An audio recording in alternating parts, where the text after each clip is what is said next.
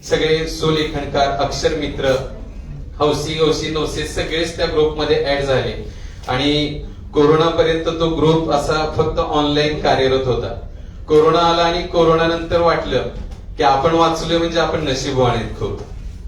आणि या सगळ्या सोशल मीडियावरती भेटलेल्या व्यक्तींना आपण प्रत्यक्ष स्वरूपात कधी भेटू की नाही अशी एक चुणूक मनात येऊन गेली आणि त्यामुळे वाटलं की आपण या सगळ्यांना एकत्र केलं पाहिजे, एकदा भेटलं पाहिजे. मग प्रत्येकाला वैयक्तिक जाऊन भेटण्यापेक्षा आम्ही आयोजन केलं की आपण छानसं गेट टुगेदर करूया त्या ग्रुपचं. आणि ग्रुपचं गेट टुगेदर करत असताना सगळे कलाकार एकत्र येतात आहेत म्हटल्यावरती फक्त यायचं आणि भेटून जायचं एवढाच उद्देश राहत नाही. त्यातून इतरांनाही काहीतरी प्रेरणा मिळाली पाहिजे आणि समाजापुढे नवीन पिढी समोर काहीतरी एक आदर्श घालून दिला गेला पाहिजे असं वाटलं. आणि त्यातूनच खरी संकल्पना उदयास आली ते म्हणजे अक्षर संमेलनाची. आणि पहिलं अक्षर संमेलन हे 2 वर्षापूर्वी पंढरपूर येथे घेतलं आणि त्या संमेलनाचे पहिले अध्यक्ष हे आपले संजय इंगळे साहेब होते. एकदा इंगळे साहेबांसाठी आपण जोरदार टाळ्या वाजवूया. आणि दुसरं गेल्या वर्षी जे संमेलन झालं, दुसरं संमेलन, त्या संमेलनाचे अध्यक्ष आदरणीय कैलास बिलोनीकर साहेब होते. त्यांच्यासाठी एकदा आपण जोरदार टाळ्या वाजवूया. आपल्या रोजच्या कामातून या अक्षरांवरती प्रेम करणाऱ्या माणसांनी या सगळ्या दगदगीच्या युगातून बाजूला येऊन थोडस अक्षरांचा अनुभव घेण्यासाठी ते पंढरपूर पर्यंत आले. तो खरं तर आमच्यासाठी सन्मान होता, त्या अक्षरासाठी दिलेला सन्मान होता. आणि त्यातूनच आज सगळ्याच अधिकारी वर्गांना जे यापूर्वी ऑनलाईन क्लासच्या माध्यमातून भेटत होते, आमचे साजनीकर साहेब आहेत, चेतन निकम साहेब आहेत, तर या सगळ्यांना आज प्रत्यक्ष भेटता येतं त्याचाही खूप आनंद आहे. अक्षरावरती आपण लहानपणापासून शिकत येतो, आई आपण पहिलीपासून शिकत येतो. त्या अक्षरांकडे बारकाईनं बघण्याची सुद्धा नजर या सुलेखनामुळे निर्माण होते. सुंदर अक्षर हा एक आपल्या व्यक्तिमत्वाचं प्रतिबिंब आहे किंवा सुंदर अक्षर असावं असं प्रत्येकाला वाटत असतं. पण नेमकं सुंदर अक्षर म्हणजे काय? आज तुम्ही सुंदर अक्षरांची कार्यशाळा आपण घेतोय. सुंदर अक्षर आपल्याला करायचंय, पण नेमकं सुंदर अक्षर म्हणजे काय? आपल्या सगळ्यांना वाचता येतं? येतं. मी एक शब्द लिहितो, फक्त तो शब्द मला वाचून दाखवायचा.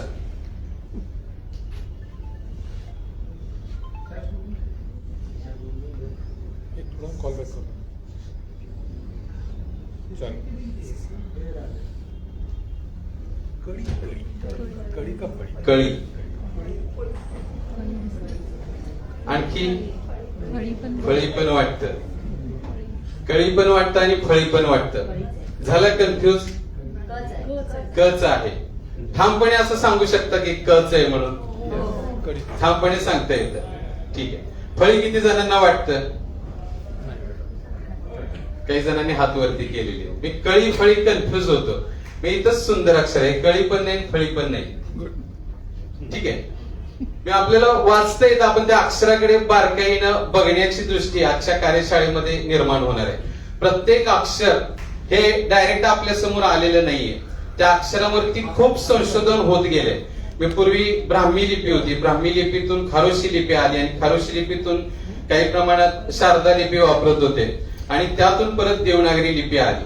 पण हे ज्या लिपी होत्या पूर्वीच्या, त्या सहजासहजी सर्वसामान्य व्यक्तींना कोणालाही वाचता येत नव्हती. त्यामुळं देवनागरी लिपी ही सर्वसामान्य नगरामध्ये प्रचलित झाली, प्रसारित झाली. ती सर्वसामान्यांना सहजासहजी वाचता येऊ लागली आणि त्यामुळं ती देवाची लिपी लोक मानू लागली आणि तिला नाव पडलं की देवनागरी लिपी. असं थोडक्यात तिचा इतिहास आहे. आपल्याला जास्त इतिहास नाही. तर देवनागरी लिपीतली जी मूळ वळणं आहेत ती काही ब्राह्मी लिपीतली, काही सांकेतिक चिन्हातून वळण घेत घेत घेत आलेली.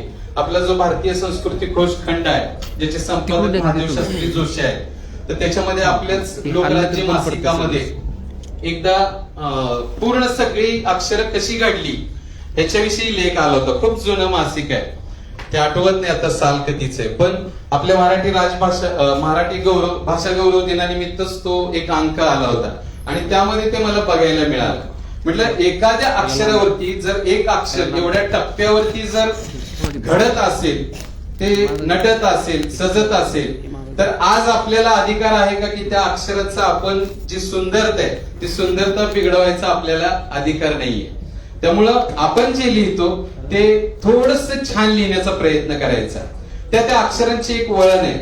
हा जो क आहे इथे कोणी कन्फ्यूज होणार नाही.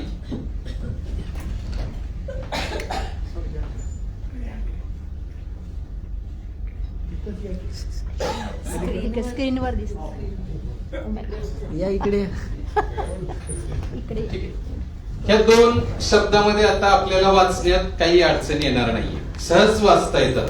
आणि सुंदर अक्षर म्हणजे काय तिथंच येऊन आपण थांबतो की आपण लिहिलेला जो मजकूर आहे तो आपल्या स्वतःला आणि इतरांना, अगोदर स्वतःला आणि नंतर इतरांना ज्यावेळेला सहजपणाने वाचता येतो तेव्हा त्या अक्षराला सुंदर अक्षर आहे असं म्हटलं जातं. ही साधी व्याख्या आहे. मग ही बेसिक व्याख्या झाली सुंदर अक्षराची. आपण लिहिलेला मजकूर सहजपणे वाचता आला पाहिजे. आमच्याकडे शाळेमध्ये काही अधिकारी येतात आणि अभिप्राय लिहून देतात, शेरा लिहून जातात, रिमार्क लिहून जातात आणि तो सहजासहजी वाचता येत नाही. म्हणजे त्यांनी काय लिहिले मी कुणीच अडकू नये यात. त्यांनी काय लिहिले हे शिक्षकालाही वाचता येत नाही, वरच्या अधिकाऱ्यांनाही वाचता येत नाही. फक्त शेवटचं एक वाक्य वाचता येतं आम्हाला. एकंदरीत कामकाज समाधानकारक आहे एवढंच फक्त लक्षात येतं. बाकी वर काय लिहिले ते सहजासहजी वाचता येत नाही. त्या अक्षराला आपण कधी सुंदर अक्षर आहे असं मांडलं जात नाही, म्हटलं जात नाही. त्यामुळे क चे जे वळण आहे मधून एक आपण रेषा ओढली तर ह्यातला फरक आपल्याला लक्षात येईल क आणि फ मधला स्पष्टपणाने की क ची जी डावीकडची वाटी आहे ती पूर्ण गोलाकार आहे आणि फ ची जी रचना आहे ती उभ्या रेषेनं सुरुवात होते. उजवीकडचा जो अर्धगोल आहे तो या मिडल लाईनच्या वरून स्टार्ट आहे आणि फ मध्ये मात्र हा खालून स्टार्ट आहे. अशा काही अक्षरांच्या अॅनाटॉमी आज आपण पाहणार आहोत, थोडक्यात पाहणार आहे. तर त्या अक्षरांवरती जर आपण इतकं बारकाईनं व्यवस्थित बघत गेलो तर प्रत्येक अक्षर छान काढता येतं. अक्षर सुंदर कशामुळे दिसतं, त्या अक्षरामधल्या ज्या उभ्या रेषा आहेत महत्वाच्या, ही उभी रेषा जर व्यवस्थित आली, सरळ आली तर आपलं 80% अक्षर सुंदर दिसायला लागतं. जसं माणसाचा चेहरा आहे, सगळे इथं बसलेले आहेत, प्रत्येकाला कान, नाक, डोळे सगळे शरीराचे अवयव आहेत, चेहऱ्याचे अवयव आहेत, प्रत्येकाला आहेत. पण एखाद्याचं नाक लांब असेल तर त्याला आपण सुंदर आहे, देखणं आहे असं म्हणतो. पण एखाद्याचं नाक असं नकटं असेल तर त्याला आपण सरळ नाकट्या नाकाचं आहे म्हणतो. हे नावं ठेवतो. मग अक्षरामध्ये सुद्धा तशीच आहे. अक्षरातली रेषा ही त्या अक्षराचं नाक आहे. ज्याची रेषा सरळ येते त्यांचं 80% अक्षर छान दिसतं आणि त्यामुळे त्या अक्षराची सुंदरता वाढते. पण आपण लिहिताना बऱ्याचदा रेषेमधलं डिस्टन्स आहे किंवा रेषा आहेत त्या वाकड्या तिकड्या येतात. सगळ्या रेषा अशा नाचायला लागल्यासारख्या वाटतात. तिथं थोडस आपल्या अक्षराचं सौंदर्य कमी होतं. आपल्या चेहऱ्याचं सौंदर्य आपण मेकअप करून वाढवू शकतो. आपल्याला तेच करायचं. अक्षराचे सौंदर्य थोडासा प्रयत्न केला, सराव केला की त्याचाही मेकओव्हर होतो आणि जे वाकडं तिकडं होतं, आपलं नाक सरळ करता येत नाही पण रेषा सरळ काढता येते, ते आपल्या हातात आहे. आणि असा एक गैरसमज असतो की अक्षर फक्त लहान मुलांच सुधारतं किंवा लहानपणीच सुंदर होतं, परत त्या अक्षर वळण घेत नाही. पण माझ्याकडे आता गेली मी जवळपास 15 वर्ष झालं हे अक्षरांची जी चळवळ आहे ती ऑफलाईन पद्धतीनं, ऑनलाईन पद्धतीनं इतरांना शिकवते. आणि या कार्यशाळेमध्ये अगदी 80 वर्षाचे आजोबा सुद्धा जॉईन होतात. आपल्यातले बरेचसे अधिकारी सुद्धा जॉईन झाले. अगदी शून्य, कॅलिग्राफीचं काही नॉलेज नाही, अगदी पेन कसा पकडायचा हे सुद्धा माहित नव्हतं. पण या वयात सुद्धा अक्षर तर सुंदर झालंच झालं पण कॅलिग्राफी सुद्धा सुंदर पद्धतीने त्यांना करता येऊ लागली. ते केवळ एक प्रयत्न साध्य केलाय. मला म्हणतात सर तुम्ही गॉड गिफ्टेड आहात. गॉड गिफ्टेड काही नाही. सहज एक पेन, जो शाईचा पेन वापरत होतो एअरमेलचा, तो खाली पडला आणि त्याचे जे 2 पॉइंट असतात ते एक पॉइंट तुटलं. मी रागारागाने दुसरा एक पॉइंट तोडला आणि त्याला परत थोडस फरशीवरती घासलं, तो लिहायला लागला परत. मी त्या तो शाईचा सप्लाय येत होता, तो लिहायला लागल्यावर तो जाड लिहायला लागला. मग एखाद्या प्रकल्पाचं नाव टाकायचंय, धड्याचं नाव टाकायचंय, तो 6वी-7वी पासूनचा प्रवास सुरू झाला.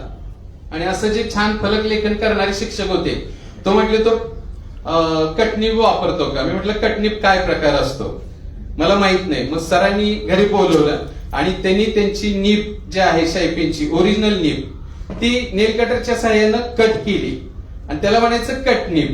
थोडस उजव्या बाजूला क्रॉस कट केली तर ती होती कॅलिग्राफीची नीब. आणि ह्याच्यामुळं आपली जी अक्षर आहेत अशी कमी जास्त जाडीची आहेत सगळी. देवनागरी मधली जी अक्षर आहेत अ मध्ये बघा काही ठिकाणी त्याची अक्षरांची जी विड्थ आहे ती काही ठिकाणी जाड आहे आणि काही ठिकाणी बारीक होते. अशी कमी जास्त जाडीची रचना त्या अक्षरांची होती. ती या विशिष्ट प्रकारच्या कॅलिग्राफीच्या पेनमुळे होते. तर तो पेन तयार झाला आणि 6वी-7वी पासून मी कॅलिग्राफी लिहायला शिकलो. मला माहित नव्हतं कॅलिग्राफी त्याला म्हणतात म्हणून. पण नंतर हळूहळू ज्या वेळेला शिक्षक म्हणून जॉईन झालो आणि गुगल वापरायला सुरुवात केली, मला वाटतं 2010 पासून मी गुगल वापरायला सुरुवात केली. त्यावेळेला फलक लेखनासाठी गुगलवरती काय ब्लॅकबोर्ड रायटिंग भेटतं का बघायचो. शाळेतल्या मुलांसाठीचा तो उद्देश होता फक्त. मुलांना काही शिकवता यावं किंवा एखाद्या मराठी दिनाचं चांगलं आपल्याला बोर्ड रायटिंग करायचंय तर त्यासाठी काय आपल्याला मिळतं का. पण त्यावेळेला मराठीचं जास्तीचं काही मटेरियल कॅलिग्राफीचं गुगलवरती सुद्धा भेटत नव्हतं. आणि मी एक ठरवलं की माझ्याकडे जी कला आहे ती त्या मुलांपर्यंत पोहोचवायची. ग्रामीण भागातल्या शेवटच्या वाडीवस्तीवरच्या मुलांपर्यंत ही अक्षरांची चळवळ गेली पाहिजे म्हणून मी युट्यूबच्या माध्यमातून छोटे छोटे अक्षरांचे व्हिडिओ तयार करायला सुरुवात केली. आणि त्याचा प्रभाव असा झाला की अगदी ग्रामीण भागातल्या मुलांना सुद्धा कटनिप्स कळायला लागला. कॅलिग्राफीनं ते लिहू लागले आणि त्यातूनच खऱ्या पद्धतीनं आज महाराष्ट्रभर नव्हे तर संपूर्ण भारतात आज कॅलिग्राफीचं महत्व वाढतंय.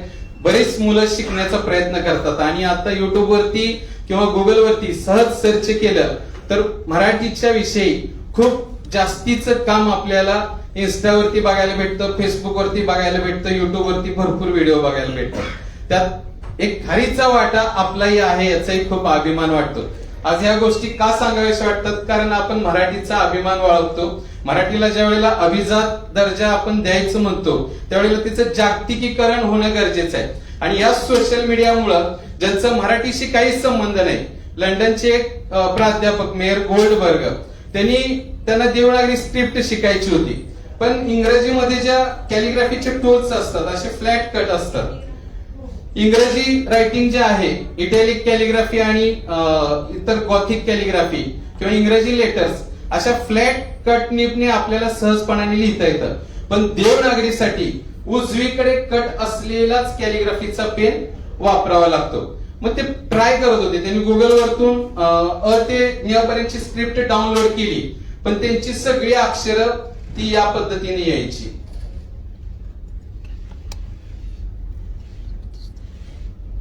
आणि गुगलवरती दिसायचे या पद्धतीने.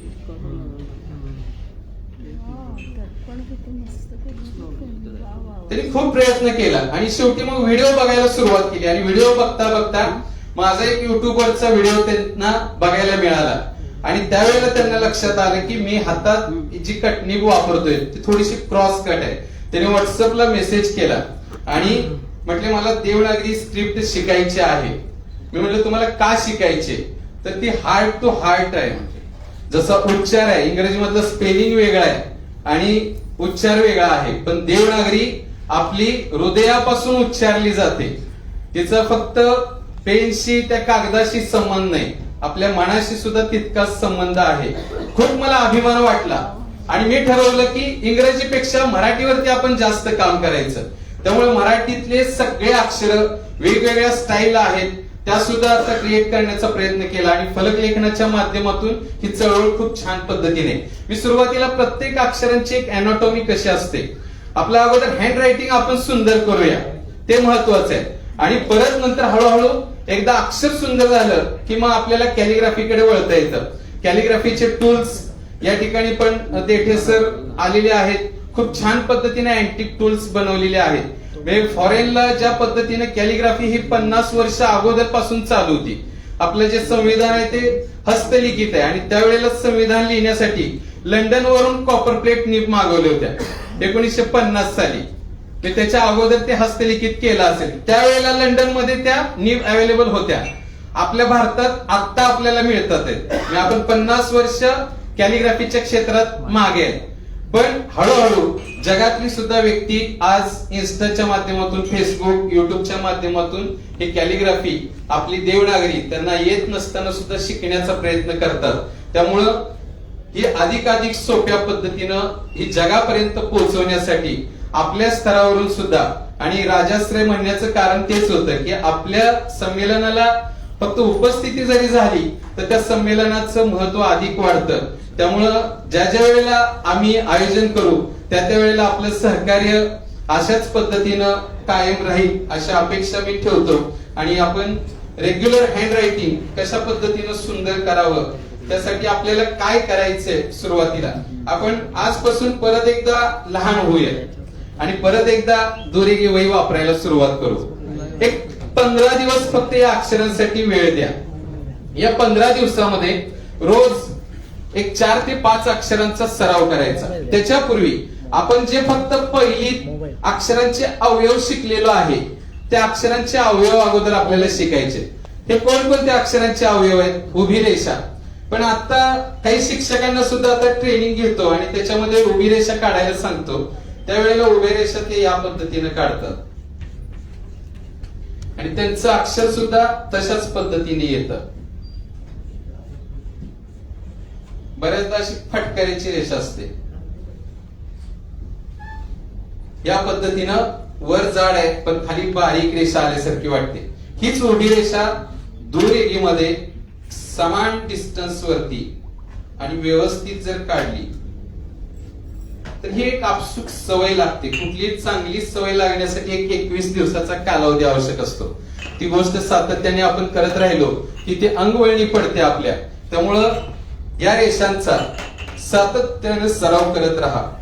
ज्या वेळेला व्यवस्थित लिहाल, ह्याच रेषा थोड्याशा वाकड्या तिकडे आल्या, तो शब्द फक्त रेषा जर व्यवस्थित आल्या तर तो दिसायला छान दिसतो. अजून रेषा फक्त व्यवस्थित लिहा. आता हा छान दिसतोय. दुसरी रेषा आहे आडवी रेषा. आडवी रेषा म्हणजे अक्षरांचं हेड. खाली किती मेकअप केलेला असू द्या आणि केसच नाहीत विंचरले, आपला अवतार कसा दिसेल? विचित्र दिसेल. मग तुम्ही खाली किती छान लिहिलंय, सगळं व्यवस्थित लिहिलंय, हे आता छान दिसतंय, पण ह्याची शिरोरेषा अशी जर वाकडी तिकडे आली त्याचं लगेच सौंदर्य कमी होतं. ह्याच्यातूनच आपल्याला सराव करणं गरजेचं आहे की अक्षरांच्या डोक्यावरची जी रेषा आहे, असं किती ठामपणे आपल्याला वाटतं की मी जे लिहितो त्याच्या डोक्यावरची रेषा एकदम परफेक्ट आणि सरळ येते. येत नाही, फार कमी. आपल्याला खूप आता कामाचं लोड आहे, आपण त्याच्यात काही जण अक्षरावरती रेषाच देत नाहीत, पण त्या रेषांशिवाय अक्षराचं सौंदर्य वाढत नाही. त्यामुळं इथेही ती रेषा व्यवस्थित देणं गरजेचं आहे. छोट्या छोट्या या रेषांचा सराव करायचा. त्याला रेषा, त्यानंतर तिरप्या रेषा. त्या तिरप्या रेषांचं काय महत्व आहे? हा सुद्धा र आहे, हा सुद्धा र आहे आणि हा सुद्धा र आहे. कोणता योग्य वाटतो ह्यातला? पहिला, दुसरा की तिसरा? तिसरा. का वाटतो योग्य? दिसायला जरा बरा आहे. आपण त्याच्यावरती दृश्य प्रतिमावरती जास्त विश्वास ठेवतो. तो दिसायला छान आहे. अक्षरामध्येच व्याख्या आहे की अक्ष म्हणजे डोळे आणि र म्हणजे रम्य. जे डोळ्यांना रम्य बनवतं ते सुंदर अक्षर. मग ह्यामध्ये ह्याचा जो अँगल आहे तो अँगल खूप महत्वाचा आहे. हा जो अँगल आहे 45 चा अँगल आहे. ठीक आहे, हा राईट अँगल आहे आणि इथे काटकोन आपल्या भाषेत. तो काटकोन करणारी तिरप्या रेषेचा सराव करायचा. देवनागरीमध्ये ज्यावेळेला कॅलिग्राफी आपल्याला शिकायची त्यावेळेला तो 45 चा अँगल खूप महत्वाचा आहे. मग देवनागरीतल्या प्रत्येक अक्षराचं वळण हा 45 अँगल मध्ये येतो. त्यामुळे तिरप्या रेषा नॉर्मल पेन लिहिताना सुद्धा तुम्ही तिरप्या रेषा ह्या 45 अँगल मध्ये आल्या पाहिजे. त्याच्या अपोजिट सुद्धा 45. हे पॅरेलल आल्या पाहिजे, दोन्ही समांतर आल्या पाहिजे. या पद्धतीनं ह्या तिरप्या रेषांचा सराव करायचा. ह्या रेषा खूप महत्वाच्या आहेत. उभी रेषा, आडवी रेषा, तिरप्या रेषा. त्यानंतर पूर्ण गोल.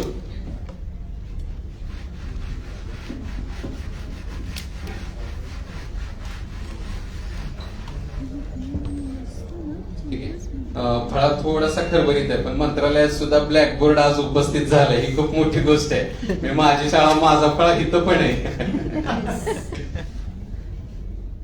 थोडस ते दिसणारच आहे, तुम्ही ऍडजस्ट करायला समजून घ्याल. उलटा करू शकता. नाही, कंटिन्यू आपल्याला लिहायचंच आहे, त्यामुळे ते परत घेऊया. त्यानंतर आहे गोलाकार वळण. ज्या वेळेला आपण शाळेत आम्ही विद्यार्थ्यांना सतत म्हणत असतो की आपलं अक्षर वळणदार असावं, पण अक्षर वळणदार येण्यासाठी अक्षरांना गोलाई असणं खूप महत्वाचं आहे. मग हा व काढला, हा व काढला, असाही असतो. काही जणांचं वर जाऊन असा असतो. तर हा व आहे की ब आहे किंवा प आहे हे पण आपल्याला लक्षात येत नाही. त्यामुळे व ब कळची जी रचना आहे व्यवस्थित अशी गोलाकार जर वळणं असतील तर आपलं अक्षर अधिक छान दिसतं. त्यामुळे हे गोल आकाराचा त्यावेळेला परफेक्ट आपण गोल कुठलेही कर्कटक न काढता जर असा काढला त्यावेळेला आपला कॉन्फिडन्स वाढतो आणि अक्षरांचं वळण अधिक सुंदर दिसायला लागतं. ठीक आहे. त्यामुळे हे गोल वळणांचा सुद्धा तितकाच व्यवस्थित सराव करायचा. फक्त हे आडवे यू सारखे न करता गोलाकार या पद्धतीनं वळणांचा सराव करायचा. हे गोलाकार वळण. त्यानंतर आहेत आता अक्षरांचे वेलांटी, उकार आणि मात्रे. जे आपण अक्षर लिहितो त्या अक्षरांची एक उंची असते. ज्या दुरेगी वही आहे किंवा आपली सिंगल नोटबुक आहे, कुठल्याही कंपनीची नोटबुक घ्या, त्या नोटबुक मधल्या ज्या 2 लाईन असतात त्या लाईन कधी आपण मोजलेत का आतापर्यंत? कोणी सांगू शकतं कोण किती असतात? सिंगल लाईन नोटबुक आहे कुठलीही वही, नाही किती ओळी असतात, नाही तर 2 ओळीतलं अंतर किती असतं? 2 लाईन मधलं अंतर किती असतं? ठीक, 7 सेंटीमीटर अंतर असतं. हे आज गेला की आपल्या मुलांच्या वया बघा, बरोबर मिलीमीटर असतं, सेंटीमीटर नाही मिलीमीटर असतं. 1 सेंटीमीटर पेक्षा थोडस कमी 7 सेंटीमीटर असतं. आणि आपल्या अक्षराची जी उंची व्हावी आहे ती 3.5 mm असते. हे लक्षात ठेवा.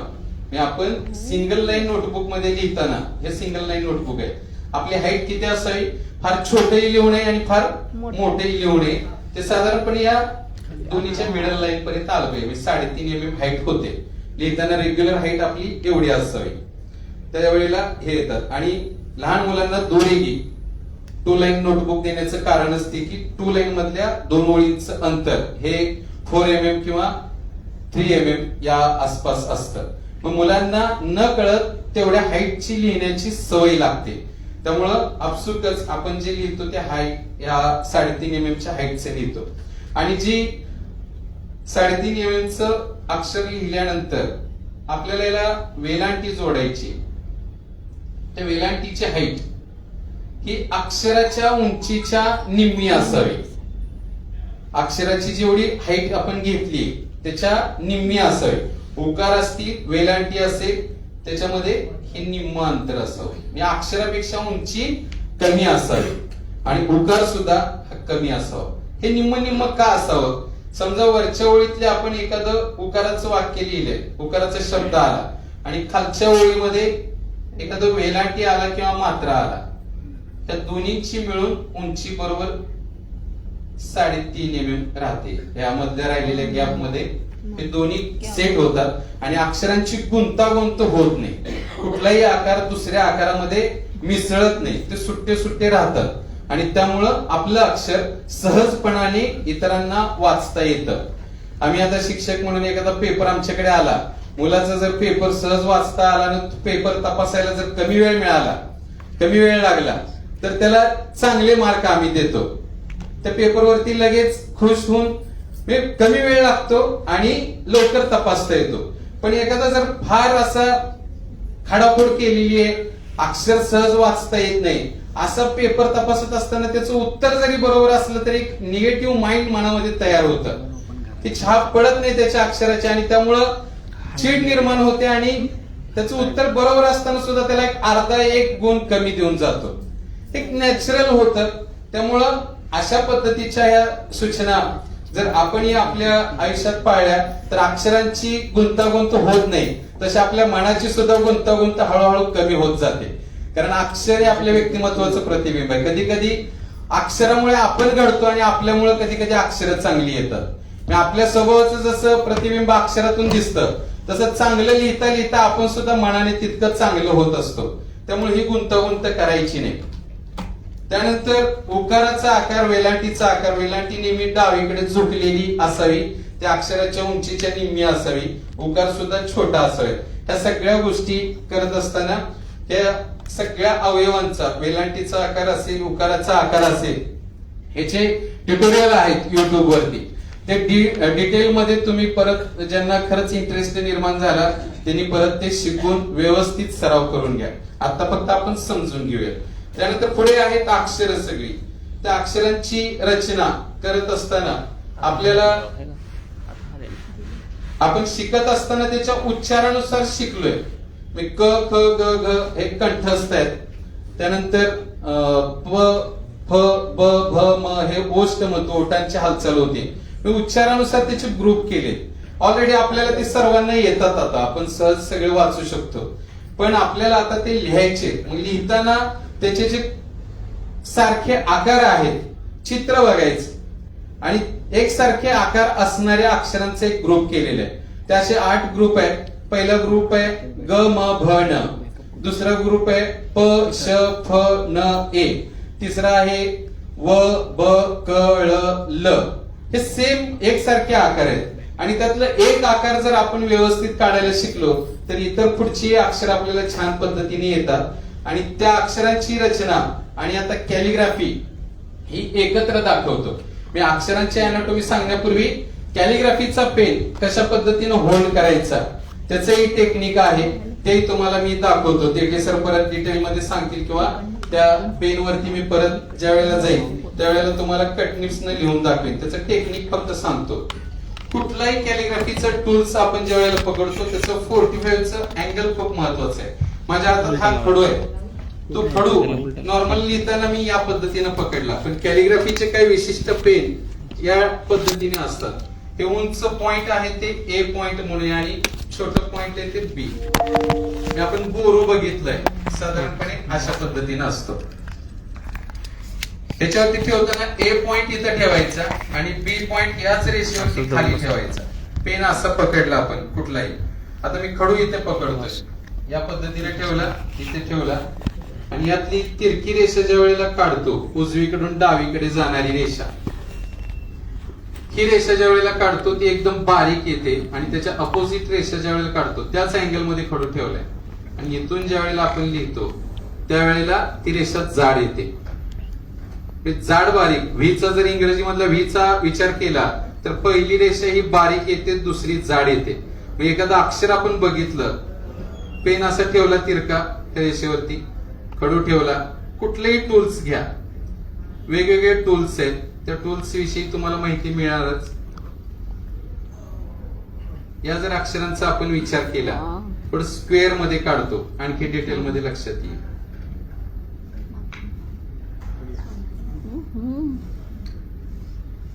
फक्त गोलाकार वळण आहे, हे स्क्वेअर मध्ये काढलेले, रेषांच्या माध्यमातून काढले. इथे जाडी बारीक झाली. ह्या अँगल मध्ये जेवढे स्ट्रोक्स आहेत त्याचे आकार सगळे बारीक होतात आणि आडवी रेषा आणि उभी रेषा ही तिरकी कट होते. आणि असे जेवढे आकार आहेत उजवीकडून डावीकडे जाणारे ते जाड येतात. हे सगळे आकार जाड येतात. मग आपला पेन जो आहे हा अँगल आहे क्रॉस कट असलेला, तो फक्त तिरका धरायचा आहे. आणि हे टेक्निक मी 6वी पासून 12वी पर्यंत फक्त लिहित होतो. तिरकं पकडायचं एवढंच माहित होतं. पण ज्या वेळेला शिक्षक होण्यासाठी डीएड हा कोर्स करायला गेलो तिथे त्या शिक्षकांनी सांगितलं की तुझं अक्षर चांगलं आहे, पण तू जो पेन पकडतो त्याला एक अँगल आहे आणि तो अँगल आहे 45चा अँगल. त्यावेळेला ते टेक्निक लक्षात आलं की एक शिक्षक होण्यासाठी किती महत्वाच्या गोष्टी काय काय असतात त्या समजायला लागल्या. आणि आतापर्यंत आपण फक्त लिहित होतो, पेन तिरका पकडणे एवढं माहित होतं, मी बरोबर पकडत होतो, पण त्याचा अँगल परफेक्ट माहित नसतो. तो शास्त्रीय पद्धतीनं त्यावेळेला तो कळाला की तो 45 अंशाचा अँगल खूप महत्वाचा आहे. आज आता बिलोनीकर साहेब हे जॉईन आहेत सध्याच्या बॅचला कॅलिग्राफीच्या. बरेच जण आहेत, 50 एक सगळे शिक्षक आहेत, वेगवेगळ्या प्रोफेशन मधली व्यक्ती जॉईन होतात. संध्याकाळी निवांत वेळ असतो, आपल्याला कॅलिग्राफी शिकता येते. ते शिकत असताना एक आठवडा ह्याच्यासाठी जातो, पेन पकडण्याचं टेक्निक आत्मसात करण्यासाठी. आणि एकदा एक टेक्निक आत्मसात झालं की परत वेगवेगळ्या पद्धतीने आपल्याला कॅलिग्राफी करता येते. तर या पद्धतीनं सगळी अक्षरं दाखवतो. ह्याच्यावरतीच उभी पेन तिरका ठेवला, खडू तिरका ठेवला, उभी रेषा अशी तिरकी येते. आणि इथेच असं ठेवलं, आडवी रेषा सुद्धा अशी डावीकडे आणि उजवीकडे तिरकी कट होते. आणि उभ्या रेषेची जेवढी विड्थ आहे तेवढीच आडव्या रेषेची येते. पण इथे तुमचा अँगल जर चेंज झाला, उभी रेषा बारीक होईल, आडवी रेषा जाड होईल. किंवा थोडस जरी अँगल चेंज झाला, आडवी रेषा बारीक येते, उभी रेषा जाड येते. पण 45 मध्ये ज्या वेळेला पकडतो त्यावेळेला ऍट ए टाइम दोन्ही रेषा सेम येतात, त्याची विड्थ सेम येते. म्हणून तो 45 चा अँगल खूप महत्वाचा आहे. त्याच्यात तो नाहीये, हा अँगल आहे ते. आणि इथे इकडचा अँगल आहे. ठीक आहे. तो अँगल कटनिव्सनं आणखी व्यवस्थित पद्धतीनं लक्षात येईल, तोही आपण समजून घेऊयात. अक्षराचे ग्रुप बघत असताना ग म भण हा पहिला गट आहे. फक्त अक्षरामध्ये एक कॉमन गोष्ट असते. ग म भण लिहित असताना म ची जी सुरुवात आहे, गोल मध्यभागी आडवी रेषा, उभी रेषा आणि शिरोरेषा. याचं जे टेक्निक आहे, ज्या दोन ओळीत लिहितो आपण, ही रेषा मध्यभागी बरोबर आडवी रेषा येते. ठीक आहे. मधोमध येते, खाली पोकळ गोल येतो. ह्या रेषा दोन स्ट्रेट आहेत. हे जेवढं डिस्टन्स आहे, मिडल मध्ये आडवी रेषा घेतल्यामुळं इथे ऑटोमॅटिक जो निगेटिव्ह स्पेस आहे तो स्क्वेअर होतो. हेच अक्षर का आपलं छान दिसत नाही आता? या अक्षरात कुठे कुठे चुका करतो आपण. आपल्याला वर जाऊन खाली यायची एकदा सवय असते, आपण स्टेप वाईज कधी लिहित नाही. मी अक्षर घडत असताना इतकं सुंदर झालंय, आपण ते जसं प्रमाण भाषा आणि बोली भाषा असते, बोली भाषा वळवेल तशी वळते, बदलत जाते. तसं व्यक्ती नवीन व्हेरिएशन्स करतात. तुम्ही 4 स्टेप दिले तर आम्ही एका स्टेप मध्ये लिहितोय. ठीक आहे. तुम्ही इतकं त्याला घडवले, त्याच्याशी काही घेणं देणं नाही. बऱ्याच 99% लोक हात न उचलता लिहितात. आमचे शिक्षक सुद्धा लिहितात. मग मुलांच्या समोर लिहिताना मी शिक्षकांना काय म्हणत असतो, तुम्ही जर मुलांच्या समोर म असा लिहिला, पूर्वी काही जुने गुरुजी होते ह असे लिहायचे, मी हजर गैरहजर, आपण शाळेत शिकताना बघितलं असेल. ते ह असं लिहायचं. मग त्या वर्गातल्या सगळ्या मुलांचा ह असाच असायचा. कधी तर मोठं झाल्यावरती पुस्तकात त्याला कळायचं की हा ह आहे म्हणून. आपल्याला शिकायलाच मिळालं नाही, त्यामुळे त्याचं अक्षर कधी सुंदर होणार आहे. आणि अक्षर सुंदर कधी होतं? निरीक्षणातून होतं. माझ्या वर्गातल्या मुलांना मला कधीच अक्षर स्पेसिफिक असं त्याचं नॉलेज देऊन शिकवावं लागत नाही. फक्त फळ्यावर लिहिताना आम्ही छान लिहितो. तुम्ही फक्त फेसबुक वरती चांगलं अक्षर बघत राहा, जे सुंदर लिहितात आहेत त्यांचे अक्षर फक्त बघत राहा. एक वेळ देऊन बघायचं. आज आमचे पाटमासे साहेब आहेत, बिलोनीकर साहेब आहेत, संजय इंगळे साहेब आहेत. संजय इंगळे साहेबांची तर इंगळे आर्ट गॅलरी आहे त्याची, मी आत्ताच बघितली, खूप सुंदर आहे. एकदा त्यांच्या केबिन मध्ये फक्त जाऊन फेरफटका मारून यायचा. तुम्हाला कॅलिग्राफीची आवड लागली, मला वाटतं त्यामुळेच लागली आज मंत्रालयात कॅलिग्राफीची आवड. तर ह्या गोष्टी आपल्याला बघितलं की करण्याची इच्छा निर्माण होते, त्या पद्धतीने लिहिण्याची इच्छा निर्माण होते. आणि चांगल्या गोष्टी नेहमी आपण स्वीकारतो, त्या आत्मसात करण्याचा प्रयत्न करतो. वाईट गोष्टी शिकवाव्या नाहीत लागत, पण चांगली गोष्ट आपल्याला प्रयत्नपूर्वक शिकावी लागते. ह्यातल्या ज्या गोष्टी आहेत, तुम्ही या रेषा सरळ काढा, डिस्टन्स व्यवस्थित ठेवा आणि नंतर छान लिहिण्याचा प्रयत्न करा. ह्याच्यामध्येच ग चा आकार आहे. ग फक्त इथून एवढा येईल. ठीक आहे. गोलाकार येईल, तो इथे येईल. मधली रेषा फक्त कट होईल. हे डिस्टन्स सेम राहील. ओके. हेच भ च सुद्धा आहे. इथे फक्त छोटा गोल करून उभी रेषा घेतली आणि आडवी रेषा घेतली. काय करायचं आपल्याला? फक्त रेषा सरळ काढायचे आणि गोल त्या प्रमाणात जिथे सांगितले तिथपर्यंतच काढायचंय. आणि न च सुद्धा इथून स्टार्ट केला, हा न इथूनच येणार आहे. मी ग म भण फॅमिली लेटर्स आपण त्याला म्हणतो. एक अक्षर यातलं समजलं की त्याची जी अॅनाटॉमी आहे ती त्या ग्रुपसाठी लागू होते. सेमच आहे, डिस्टन्स काही बदलत नाही, ह्याची विड्थ बदलत नाही, मधला हा जो गोल आहे तो गोल बदलत नाही. ग साठी सुद्धा तेवढाच गोल, म साठी तेवढाच गोल. मग हे लिहिताना जर ग असा मोठा झाला, म बारका झाला, न असा गोलाकार काढला, हे दिसायला छान दिसत नाही. पण तेच जर या पद्धतीनं व्यवस्थित लिहिलं आपण, हा गोल बरोबर मध्यभागी चिटकलाय, हे डिस्टन्स व्यवस्थित ठेवले, अक्षरांची हाईट व्यवस्थित ठेवली, आणि न सुद्धा इथे जसं आहे तसंच घेतलं. हे सेम आहे, एका रेषेत आहे, आणि शिरोरेषा सरळ दिली, त्यावेळेला आपलं अक्षर छान दिसायला लागतं. आपण अक्षरामधलं जे डिस्टन्स ठेवतो ते डिस्टन्स सुद्धा खूप महत्वाचं आहे. ज्यावेळेला रेग्युलर पेन न लिहितो त्यावेळेला एक सिंगल लाईनचं डिस्टन्स फक्त याच्यामध्ये ठेवायचं प्रत्येक अक्षरात. ठीक आहे, फार चिटकुणी लिहायचं नाही आणि फार गॅपही लिहायचा नाही, ठेवायचा नाही. व्यवस्थित अंतर ठेवलं की आपल्याला छान पद्धतीनं ते लिहिता येतं. ते झालं ग म भणच. त्यानंतर प श फणच.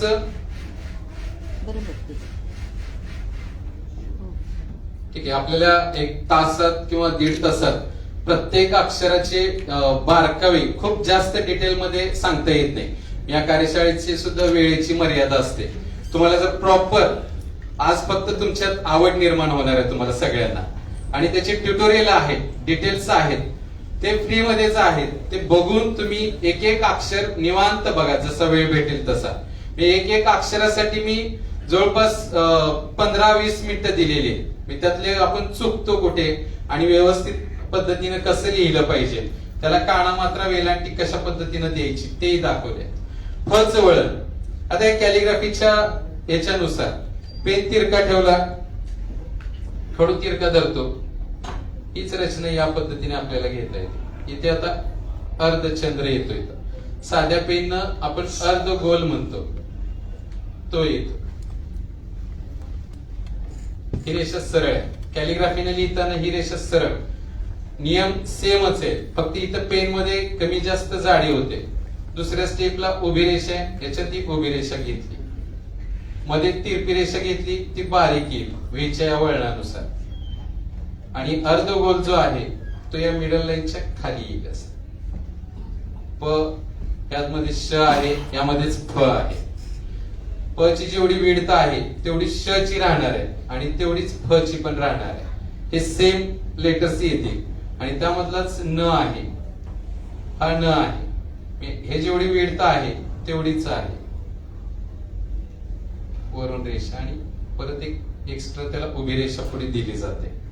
आता कॅलिग्राफी मध्ये लिहित असताना आपण ज्या साईजची निब वापरतो, समजा 2 नंबर 3 नंबरची निब वापरतो. आता माझ्याकडे खडू एवढा आहे, ह्याची साईज मला माहित नाही, पण मी लिहित असताना ह्या 2 रेषेच्या मध्ये जेवढी खडूची लांबी आहे तेवढंच डिस्टन्स मी इथे ठेवले. मी समजा मोठा खडू घेतला तर एवढ्या मोठ्या खडूने लिहिताना एवढं डिस्टन्स ठेवून चालणार नाही, मला त्या प्रमाणातच ते डिस्टन्स ठेवावं लागणार आहे.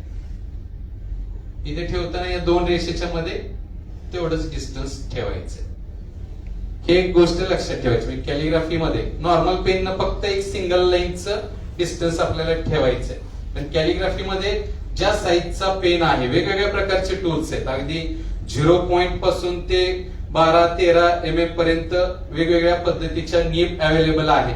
त्या नीबचा सुद्धा आपल्याला उपयोग करून घेता येतो. प श फ न झाल्यानंतर र चा गट आहे. र च्या गटामध्ये फक्त इथून एक अर्ध गोल घ्यायचंय, हात उचलून फक्त छोटी तिरकी रेषा, हा झाला र, आणि शिरोरेषा, अर्ध गोल, तिरकी रेषा, आडवी रेषा. आता बऱ्याचदा काय होतं, य मध्ये असेल किंवा र मध्ये असेल, आपल्याला गोलाकार आपण काढतो असे र, सरस अशा पद्धतीचे र दिसतात. ह्या र च्या समोर ही रेषा येऊ द्यायची नाही, याच्या समोर येतात. कारण मराठीमध्ये अशी जी गोलाकार वळणं आहेत पूर्ण, त्या वळणांच्या डोक्यावरती शिरोरेषा दिली जात नाही. फॉर एक्झाम्पल आपण अ चं जर वळण बघितलं तर अ ची सुरुवात अशा पद्धतीने, ह्या अच्या डोक्यावर रेषा का दिली जात नाही, तर ही सुरुवात अशी खाली आहे, गोलाकार आहे. ज्या वेळेला बरोबर रेषेपासून सुरुवात केली जाते, वरच्या टॉप लाईन पासून सुरुवात केली जाते, त्यावेळेला त्याच्या डोक्यावरती पूर्ण रेषा असते. त्यामुळे हा एवढा जर आकार आला तर नियमानुसार मग ह्याच्या डोक्यावरती रेषा देता येत नाही. म्हणून तितकं महत्व आहे. आपली साधी चूक त्या अक्षरांचं इतकं महत्व कमी करून टाकते. जर पुढे स्ट्रोक्स येत असतील तर ते आजपासून बंद करायचे आणि फक्त रेषांपासून सुरुवात करायची. र ची सुरुवात झाली, नॉर्मल पेन लिहिताना मध्यभागी आडवी रेषा असते,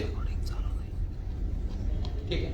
आणि कॅलिग्राफी मध्ये लिहित असताना ज्या मधल्या ओळी आहेत त्या अर्धचंद्राकृती, म्हणजे जाड बारीक असा आकार आला पाहिजे, त्या अर्धचंद्राकृती असतात तिथे. जाड आणि बारीक स्ट्रोक येतो तिथे. आणि उभी रेषा, शिरोरेषा, स. हे जेवढी विड्थ आहे तेवढाच तो श येतो. त्याची जी हाईट आहे तिथेपर्यंतच. याच्यामध्ये फक्त इथे गोल एक्स्ट्रा एक अर्धचंद्र वाढतो असा, आणि तिथून र चा आकार आहे, सेम हा र चा आकार आहे. परत तिरपी रेषा, डिस्टन्स ठेवून उभी रेषा आणि शिरोरेषा. च्या डोक्यावरती ही शिरोरेषा दिली जात नाही. य ची वळणं आहेत, हे थोडस मोठं आहे. य मध्ये मात्र हाच गोल थोडासा लहान केला जातो आणि खाली एक अर्ध वाटी काढली जाते, अर्ध गोल घेतला जातो. या पद्धतीनं एवढा फक्त बदल आहे. र स श मध्ये हा गोल मोठा आहे आणि या मध्ये थोडासा गोल लहान आहे आणि खाली एक अर्ध गोल आहे. त्याला फक्त उभी रेषा जोडायची, आडवी रेषा जोडायची, तो य छान दिसेल.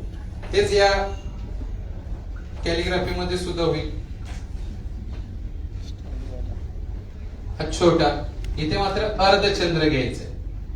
नॉर्मल पेन लिहिताना अर्ध गोल वापरतो, पण कॅलिग्राफी करत असताना सगळे अर्धचंद्राकृती आकार वापरायचे. हा आकार असेल अर्धचंद्राकृती, उभा अर्धचंद्र आहे. वर रेषा बारीक आहे, खाली जाड आहे, आणि परत इथे बारीक आहे, इकडे जाड आहे. तेच प्रमाण परत मगाचाच नियम आहे. त्याला उभी रेषा जोडली का हा याचा आकार तयार होतो. तो फक्त गोलाकार काढायचा आहे अशा पद्धतीने. त्याला उभी रेषा जोडून आपल्याला लिहिता येतं.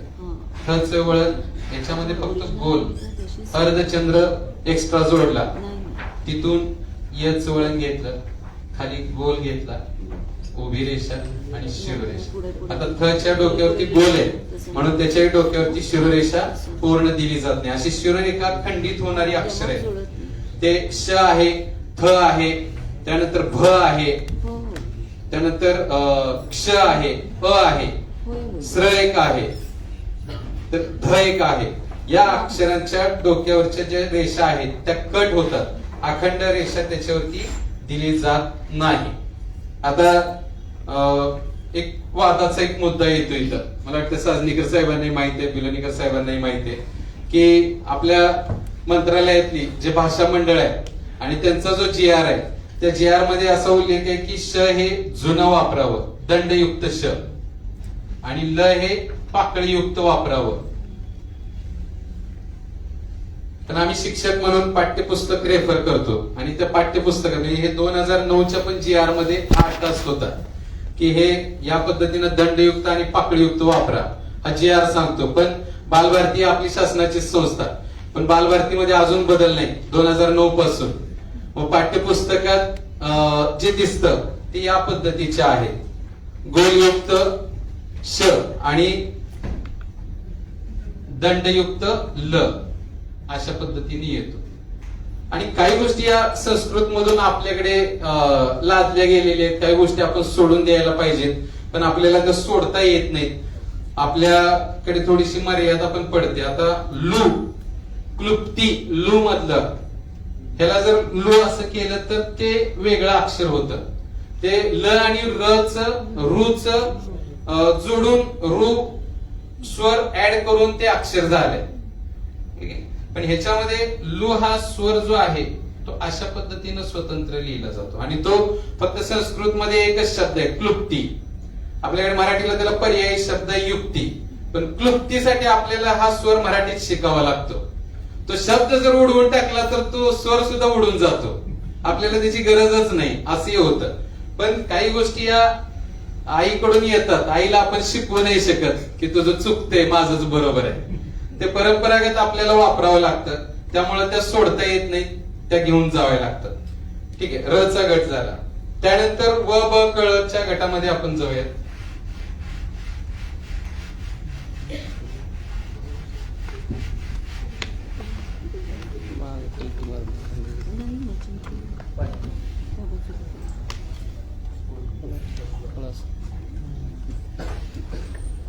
व ब कळ लिहित असताना नॉर्मल फक्त या दोन ओळींच्या मध्ये गोल व्यवस्थित काढायचा, हात उचलून उभी रेषा आणि शिरोरेषा. पण सर्रास काय होतं, इथे न हात उचलता आपण वन स्टेप मध्येच असं लिहितो, वर जाऊन खाली. आणि हा व बऱ्याचदा वरच्या शिरोरेषेला असं चिटकलेला असतो. तो व आहे की प आहे हेच लक्षात येत नाही. आपण लिहिण्याच्या ओघात लिहून जातो, पण त्या गोष्टी आपल्याकडून न कळत चुकतात आणि त्यामुळे त्या अक्षरांची रेडिएटिव्हिटी कमी होते. सहजपणाने ते वाचता येत नाही. त्यामुळे सुटसुटीत असा जर लिहिला तर तो छान आपल्याला सहजपणाने वाचता येतो. तेच कॅलिग्राफीमध्ये पेन तिरका ठेवला, वर जायचंय, परत इकडे जाड रेषा, परत बारीक रेषा आणि परत जाड रेषा. ते कुठं बारीक होतं आणि कुठे जाड होतं. फक्त पेन तुम्ही 45च्या अँगल मध्ये पकडला की पेन त्याचं ऑटोमॅटिक काम करतो. तुम्हाला पेन फक्त हातामध्ये असा फिरवायचा नाही, तो 45 मध्ये स्थिर असला पाहिजे. मी इथं पण 45च आहे, या ठिकाणी पण 45 मध्येच आहे, इथे तोच अँगल आहे. आणि उभी रेषा काढताना सुद्धा शेवटी तोच अँगल आहे. त्या अँगल मध्येच व्यवस्थित आपल्याला काढता येतो. तो फक्त गोलाकार अशा पद्धतीने काढायचा, तो आपोआप इथे बारीक होतो. तर उभी रेषा आणि शिरोरेषा, त्याच्यामध्ये एक तिरपी रेषा ओढली की ब होतो. आणि क च जे वळण आहे ते वरून इथे अर्धचंद्र, इथे खाली आलो आणि परत इकडे जर वळण घेतलं तर ते जाड आकार येतो. म्हणजे अशा पद्धतीने एक अर्ध गोल आपण काढला, इथे क च वळण दिसायला लागतं. फक्त याच्यामध्ये अशा पद्धतीने गोल काढला क, तो छान दिसतो. रेषा सरळ आहे, गोल व्यवस्थित आहे आणि सहज वाचता येतो. ळ बऱ्याचदा सर्रास दोन गोल काढले जातात असे सुट्टे सुट्टे. अखंड त्याचं वळण आहे. सुरुवातीला अर्ध गोल घ्या, त्यानंतर तिरपी रेषा खालून वरती आणि परत उलटा अर्ध गोल घ्यायचं. 3 स्ट्रोक आहे त्याच्यामध्ये, 1 2 आणि 3. एकदा वरून खाली, खालून वरती तिरपी रेषा आणि परत वरून खाली उलटा अर्ध गोल आहे. हे डायरेक्शन कंटिन्यू जर केलं तर आपल्याला ळ च वळण छान पद्धतीने काढता येईल. आणि ल मध्ये आपल्याला बदामाचा आकार येतो, हेच ल आहे. फक्त ही सुरुवात खाली करायची, हे डिस्टन्स ठेवलं की तो पाकळीचा ल होतो. आणि बदामाचा अर्धा आकार काढला, बदामाचा दुसरा आकार काढताना थोडस खालून सुरुवात केली तर उभा दंड दिला आणि शिरोरेषा काढली की तो दंडयुक्त ल होतो. इतके सोपे आकार आहेत. आपण व्यवस्थित फक्त त्याच्याकडे एक चित्र म्हणून बघितलं तर ते काढता येईल. आता बरेच जण लिहितात आहेत, आपण आपली मातृभाषा आहे म्हणून आपल्या सोयीनुसार त्याच्यात बदल करतो. पण एखादी नवीन गोष्ट, नवीन आकार समोर दिसला की आपण त्याच्याकडे जाणीवपूर्वक व्यवस्थित बघतो, त्याचं वळण कसं आहे ते लिहिण्याचा प्रयत्न करतो. हे अक्षर किंवा हे चित्र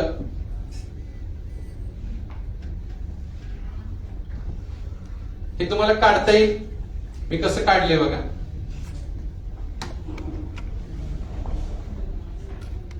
त्यातला आकार कोणता ओळखीचा वाटतो?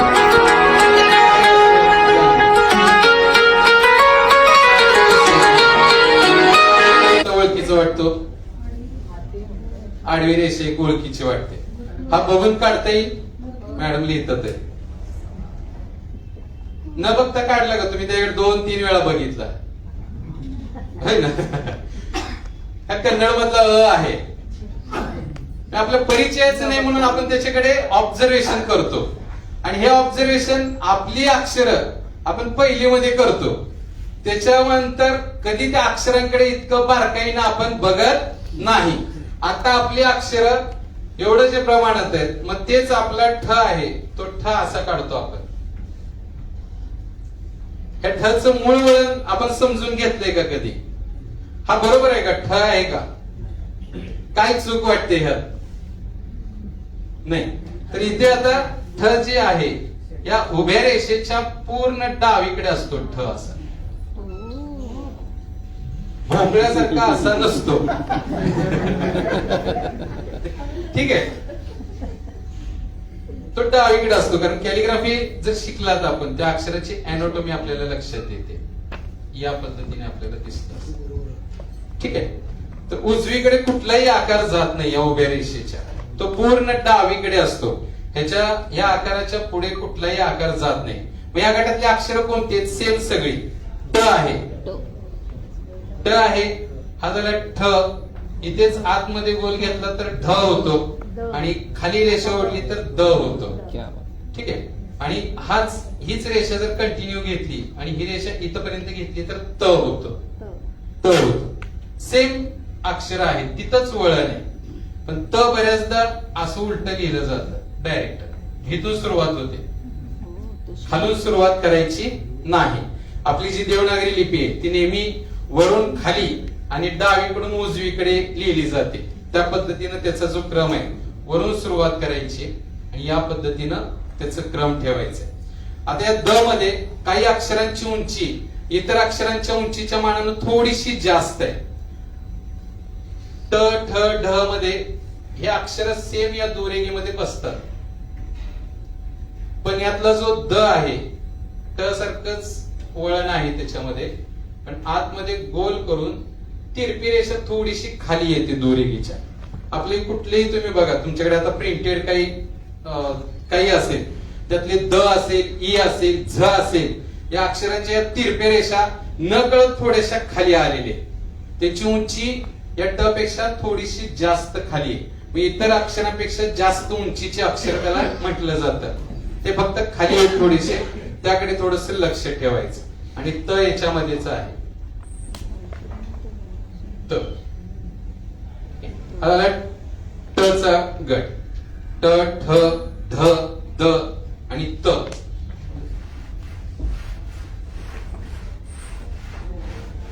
जसं कन्नडच्या अ अक्षराकडे बघितलं तसं आपल्याही अक्षराकडे आजपासून परत एकदा नव्यानं त्याच्याकडे बघण्याची दृष्टी आजपासून तुमची निर्माण होणार आहे. जाता येता खूप छान छान पद्धतीची वळणं आपल्याला शिकता येतात, बघता येतात. खूप सुंदर लिपी आहे आपली देवनागरी लिपी.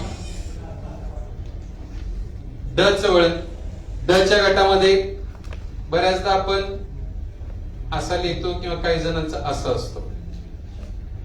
डायरेक्ट यस काढून वरती रेषा असते, पण त्यालाच थोडस जर वळण दिलं, सह्याद्रीचा जसा घाट आहे तसं हे ड चा घाट आहे. महाराष्ट्राची परंपरा सुद्धा त्या अक्षरात दिसते. इतकं नागमोडी वळण आहे, तर ते व्यवस्थित घ्या. रस्ते खूप छान झाले, तसं आजपासून अक्षर पण छान करूया आपण. ठीक आहे, उभी रेषा, आडवी रेषा, परत मध्यभागी आडवी रेषा, गोल वळण घेऊन यालाच फक्त गोल वळण द्यायचं आणि खाली तिरपी रेषा येते. हेच फक्त मध्यभागी आडवी रेषा दिली आणि त्याला उभी रेषा जोडली की झ च वळण होतं. आणि याच गटात जो ड आहे तो थोडासा अर्धा काढला, इथे स्टॉप करायचा आणि इथून फक्त गोल खाली जाईल. ह च वळण, हे फक्त झ ह खाली आहे. आणि आता ज्ञ मध्ये आपण ई च वळण काढले किंवा झ काढलेलं आहे, सेम ई ची वळण कृती करायची. फक्त ही जी रेषा आहे ती थोडीशी लांब काढायची आणि निम्म्यापर्यंत ई च वळण काढायचं असतं. एवढं ई च वळण आहे. फक्त ही रेषा स्टार्ट करताना थोडीशी लांब काढायची, त्याला उभी रेषा जोडायची आणि शिरोरेषा जोडली की ज्ञ वळण. कॅलिग्राफी मध्ये त्याच पद्धतीनं उभी रेषा, आडवी रेषा, गोल करून आडवी रेषा, इथे स्टॉप. ड ला हे फक्त वर येईल, ह ला फक्त इथे अर्धचंद्र जोडला जातो. इथे अर्ध गोल म्हटलंय आणि इथे फक्त अर्धचंद्र. कॅलिग्राफी मध्ये सगळे अर्धचंद्राकृती स्ट्रोक आहे. जाड बारीक आलं पाहिजे. प्रत्येक स्ट्रोक मध्ये जाड आणि बारीक, ज्या वेळेला त्याच्या थिकनेस मध्ये आपण बदल करू त्याच वेळेला त्या अक्षरांची ब्युटी वाढत जाणार आहे. सौंदर्य स्थळ येते त्या अक्षरामधली. इथे बारीक रेषा झाली तरच ते अक्षर सुंदर दिसतं. नाहीतर कॅलिग्राफी आपण जर कशाही पद्धतीनं केली तर ते अक्षर छान दिसत नाही. एक चुकीची कॅलिग्राफी होते. म्हणजे त्या अक्षरांची जी अॅनाटॉमी आहे, रचना आहे, तर ती जाड बारीक, त्याची सुरुवात आणि शेवट जर व्यवस्थित झाला तर आपण छान पद्धतीनं ते अक्षर साकार करू शकतो. घ ध छ च वळण एक 2 गट आहेत.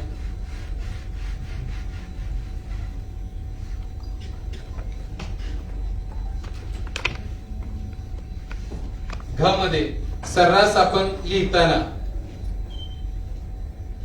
99.99% या पद्धतीने लिहितात. वन स्टेप मध्येच फक्त. त्याचे जे मूळ वळण आहे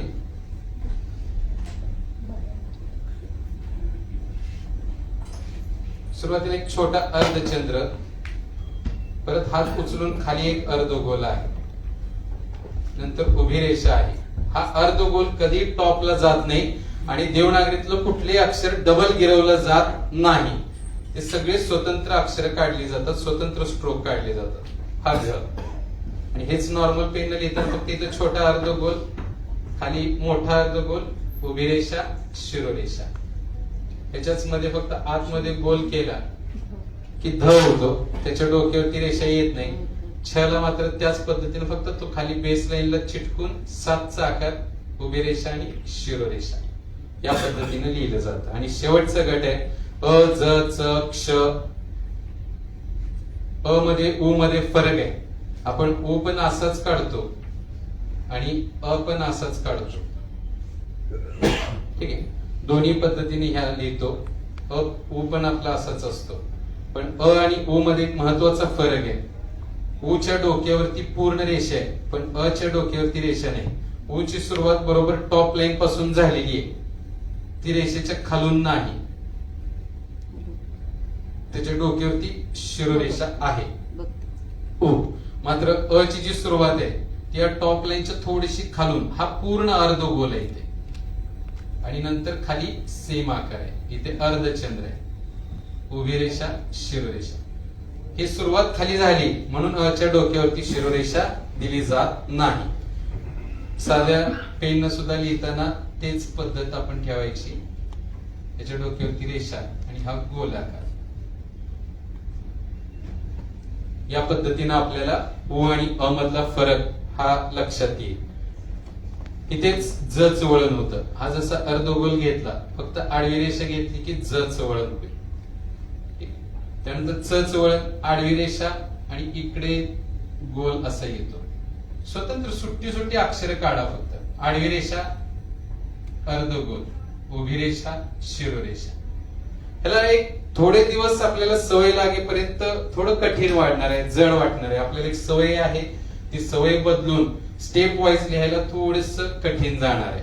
पण एकदा जर आपल्या हाताला सवय लागली, अंगवळणी पडलं, तर आपण स्टेप वाईज किती फास्ट लिहू शकतो. आता मी पेपर लिहितो, ते पण प्रत्येक वेळेला स्टेप वाईजच लिहितो अक्षर. त्यामुळे ते किती स्पीडनं जरी लिहिलं तर त्याच्या रचनेत, त्याच्या आकारामध्ये बदल होत नाही. मी इतक्या स्पीडनं सुद्धा जर रेषा मारल्या तर त्या सेम डिस्टन्स वरती येतात, डिस्टन्स बदलत नाही त्यातलं. मग ते एक सवय होऊन जाते. प्रॅक्टिसनं आपण त्याच्यावरती कमांड प्राप्त करू शकतो. क्षचं वळण बऱ्याच जणांना अवघड जातं. क्षला मराठीतला 1 आणि मराठीतला 5 जरा क्षचं वळण. ही फक्त रेषा आडवी घ्यायची, उभी रेषा. ह्याला थोडस लयदारपणा केला आपण की तो अजून सुंदर दिसतो. ह्या फक्त रेषेला थोडसा आकार व्यवस्थित काढला की तो दिसायला छान दिसतो. तर अशा पद्धतीनं हे अ पासून न्य पर्यंतची सगळे अक्षरांची रचना आहे. लिहित असताना एखादा उतारा लिहितोय, पॅराग्राफ लिहितोय, त्यावेळेला 2 शब्दांच्या मध्ये आपण अक्षरातलं अंतर बघितलं की एका उभ्या रेषेचं अंतर असावं. पण ज्या वेळेला 2 शब्द आपण लिहितो तर 2 शब्दांच्या मध्ये र हे अक्षर बसेल एवढं डिस्टन्स आपण ठेवायचं आहे. कॅलिग्राफीचं जे टूल्स आहे, टेक्निक आहे, त्या सगळ्या गोष्टी पुढच्या काही वेळामध्ये देठे सर दाखवतील. त्यांची काही टूल्स आहेत, सागवानी लाकडापासून अँटिक काही टूल्स बनवलेले आहेत, ते दाखवतील. तोपर्यंत 1-2-3 व्हिडिओ फक्त मी तुम्हाला प्ले करून दाखवतो. ऋषीतला रू आणि श्र श्र पण राहिलं. हा.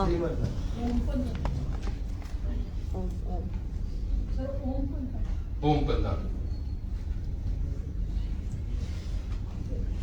ऋषीचा त्रिकोण घ्यायचा, खाली तिरपी रेषा, एवढा आकार, उभी रेषा, आणि रनिंग लिपीतलं आर आहे आपल्याला इथं, आपण सहज लिहितो तो फक्त आर इथे काढायचा आहे. ठीक आहे, तो झाला रू. स्रच वळण, श आणि र ह्याच जोड अक्षर आहे, काय होईल? श्र. पण असा का लिहिला जात नाही? आपण सगळं क्र लिहितो, म्र लिहितो, श्र लिहितो, असा का लिहिला जात नाही? तो या पद्धतीनं का लिहिला जातो?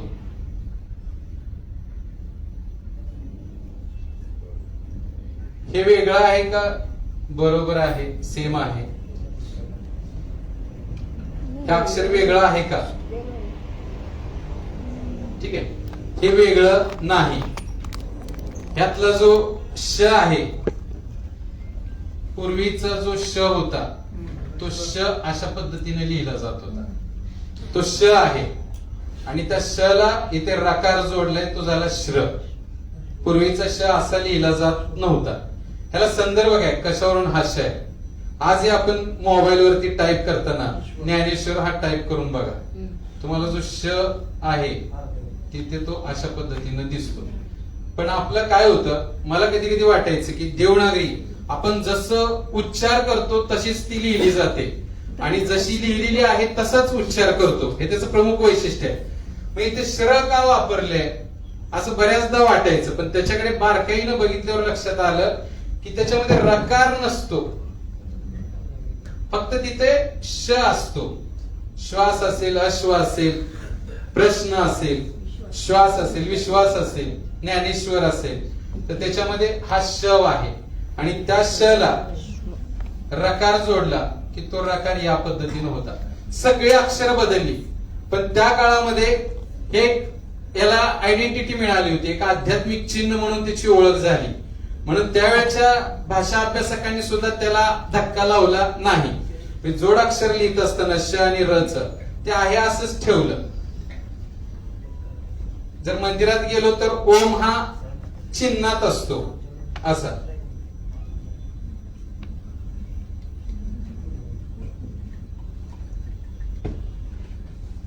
आणि शाळेत रजिस्टरला नाव दाखल करायचं असेल असं नाही ते.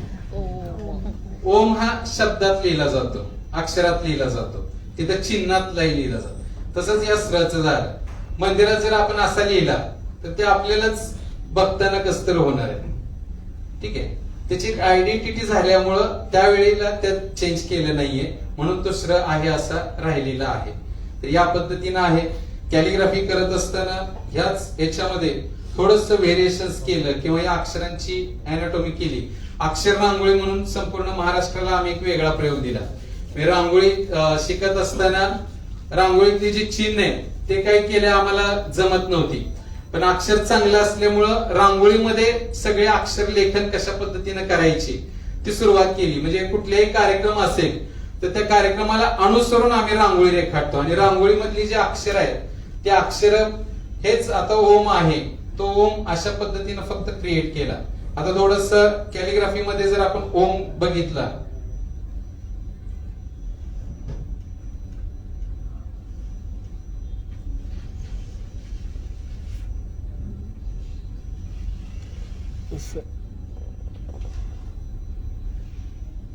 तो या पद्धतीने होईल. आणि त्याच्या ज्या आउटलाईन घेतल्या आता ह्या डबल रांगोळीत करताना ही डबल आउटलाईन लक्षात ठेवली.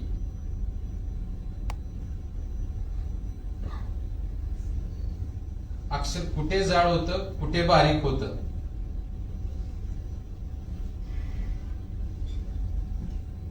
किंवा जे आम्ही बोर्ड रायटिंग करतो बऱ्याचदा आपल्या ग्रुपवरती पण येत असतं, पाटमासी साहेब, इंग्लिश साहेब ते शेअर करतात. तर हे जे फलक लेखन त्याला म्हणतो आम्ही एखाद्या कार्यक्रमाचं, तर ते ह्या पद्धतीने करता येतं. आणि ह्याच्यामध्ये खूप व्हेरिएशन्स आपल्याला करता येतं, शेडिंग करता येतं, दुसरे कलर घेता येतात. खडून इतकं काम करता येतं की एवढा मोठा कॅनव्हास मिळतो.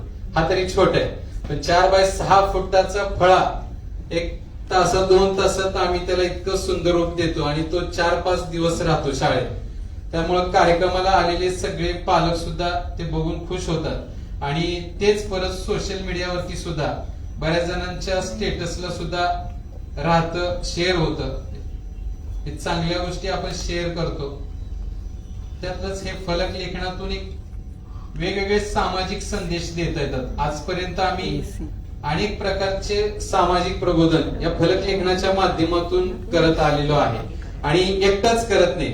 आज जवळपास माझी शाळा माझा फळा या ग्रुपचे 10 ग्रुप झालेले आहेत आणि महाराष्ट्राच्या बाहेरचे आणि काही परदेशी सुद्धा कॅलिग्राफर त्या ग्रुपला ऍड झालेले आहेत आणि यातून एक चांगल्या पद्धतीचे अक्षर चळवळ सध्या महाराष्ट्रात कार्यरत आहेत. आजही या कार्यशाळेला मी एकटाच आलो नाही तर आपल्यापैकी बरेचसे सुलेखनकार जे मुंबईमध्ये आहेत ते सुद्धा आलेले आहेत. तर त्यांचं सुद्धा या कार्यशाळेत मनापासून स्वागत. गेली 10 वर्ष काम करत असताना अनेक प्रश्न लोकांनी विचारले. अगदी शाई कशी भरायची हे तर पासूनचे प्रश्न मला विचारले. त्यांना जी उत्तरं दिली त्या उत्तरं देता देता ते सगळे टिपून ठेवले आणि त्याच एक छानसं पुस्तक तयार झालं. त्या ह्याच्यामध्ये एक पुस्तक आहे. तर ते पुस्तक आजपर्यंत अक्षर लेखनाची बरीचशी पुस्तकं आली, पण मुलांना पालकांना आमचा फोकस कसा आहे, जिल्हा परिषदचा शिक्षक आहे, खूप वाव असतो काम करायला. शाळेतल्या लहान मुलांना घडवताना खूप आनंद निर्माण होतो. पण या मुलांना घडवताना आज अमेझॉन वरती सहज वर्कबुक नाव नाही घेत, पण त्यांनी त्या व्हिडिओला ऑब्जेक्शन घेतलं की तो व्हिडिओ बघून कोण शिकत नसतं. मी म्हटलं मी माझ्या प्रॅक्टिससाठी माझ्या चॅनेलवरती वैयक्तिक तो व्हिडिओ पोस्ट केलाय. त्याला दुसरे शिको अथवा न शिको त्याच्याशी काही घेणं देणं नाहीये. त्यावेळेला माझ्याकडे उत्तर नव्हतं, पण आज तो व्हिडिओ जवळपास 18 लाख लोकांनी बघितलेला आहे. तोच व्हिडिओ बघून परदेशातील अनेक कॅलिग्राफर्स माझ्याबरोबर जोडलेले आहेत. अक्षरांची गोडी मानसी जोडी हे ब्रीद आयुष्याचं झालेलं आहे आणि त्या पद्धतीनं अनेक अगदी मी 2-3 वर्षाच्या मुलाचा सुद्धा मित्र आहे आणि 80-85 वर्षाचा सुद्धा आजोबांचा मित्र आहे. हे केवळ अक्षरामुळे. आमचे सांगलीचे एक बँक कर्मचारी होते, वयाच्या 85 वर्षी ते एक्सपायर झाले. मरते शेवटी त्यांनी 79 वर्षी सुरुवात केली. मी म्हणलं तुम्हाला आता शिकून काय करायचंय, तर मला जो उर्वरित आयुष्य आहे त्या आयुष्यात मला आनंदी राहायचंय आणि म्हणून मला माझं अक्षर सुंदर करायचंय. ते शिकले, 85 वर्षापर्यंत लिहित होते आणि मरण्यापूर्वी त्यांनी काही वही लिहून ठेवल्या आणि जाताना त्यांच्या मुलाला सांगितलं की मी जे हे लिहिलेलं आहे ते बोरकडे सरांना पाठव. त्यांची माझी भेट नाही, काहीच नाही. 10व झाल्यानंतर त्यांच्या मुलाचा फोन आला, मी इलेक्शन ड्युटी मध्ये होतो सर, बाबा गेले पण त्यांनी काही वह्या लिहून ठेवल्या होत्या आणि ते तुम्हाला पाठवण्याची त्यांची इच्छा होती. तर ते बघा, अंगावरती काटा आला माझ्या अक्षरशः. म्हणजे अक्षरामुळे माणसं कुठेपर्यंत आपल्याशी जोडू शकतात, ती नाळ जोडते. तर या प्रेमापोटीच आज इंगळे साहेब असतील, बिलोलीकर साहेब असतील, निकम साहेब आहेत, या सगळ्यांच्या इच्छेमुळं आजचा हा मंत्रालयात कार्यक्रम घेता आला. ती आमच्यासारख्या शिक्षकासाठी खूप मोठी संधी आहे आणि ही संधी आपण सर्वांनी दिलं. हे पुस्तक तयार केलं. पुस्तक पूर्ण 132 पानांचं आहे. कुठेही असं टायपिंग केलेलं नाही, पूर्ण पेज टू पेज हाताने लिहिलेलं आहे आणि ह्याच्यामध्ये अगदी लहान मुलाला, 1ली-2रीच्या मुलाला पण उपयोगी पडेल आणि ऍडव्हान्स कॅलिग्राफी शिकण्यापर्यंत, फलक लेखन शिकण्यापर्यंत, बोर्ड रायटिंग शिकण्यापर्यंत सगळ्या व्यक्तींना हे उपयोगी पडणार आहे. मला पाटमासे साहेबांनी विनंती केली होती, म्हटलं पण त्याची जी प्रोसेस आहे ती सगळी इंगळे साहेबांनी पूर्ण केली, कारण आतमध्ये सिक्युरिटी असल्यामुळं काहीच घेता आणता येत नव्हतं. पण ते सहकार्यातून पुस्तक इथपर्यंत आलेले, ते पुस्तक जरूर घ्या. सोबत काही देठे सरांचे टूल्स आहेत ते दाखवतील आणि कॅलिग्राफीला सुरुवात करण्यासाठी बेसिक टूल्स, अगदी कमी खर्चाचं एक कटनीप आणि एक शाईचा पेन, एअरमेल पेन जो आपल्या भारतीय बनावटीचा आहे तो पेन पण आहे. पुस्तकाची किंमत अजूनही 200 रुपये, पण तुम्हाला भरभरून काही या पुस्तकात मिळेल ते नक्की तुमच्या संग्रही ठेवावं अशी माझी इच्छा आहे. या ठिकाणी संधी दिली. याच्या नंतर देठे सर त्यांचे डेमो काही टूल्स दाखवतील. पेपरवरती कॅलिग्राफी आजपर्यंत आता फळ्यावरती आपण त्या अक्षरांची अॅनाटॉमी बघितली. प्रत्यक्ष आपण याच्यावरती ते बघूया. थोडेसे ह्याचे व्हिडिओ प्ले करा. तो साईड